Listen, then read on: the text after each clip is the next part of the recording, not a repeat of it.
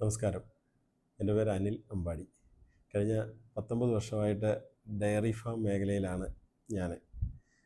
പശു വളർത്തലിനെ പറ്റി ഒത്തിരി കാര്യങ്ങൾ അറിയാൻ വേണ്ടി ഒത്തിരി പേര് വിളിക്കുകയും ബന്ധപ്പെടുകയൊക്കെ ചെയ്യുന്നുണ്ട്. അപ്പോൾ അവർക്ക് വേണ്ടി ഒരു വീഡിയോ ചെയ്യാം എന്ന് വിചാരിച്ചാണ് ഇങ്ങനൊരു വീഡിയോ ചെയ്യുന്നത്.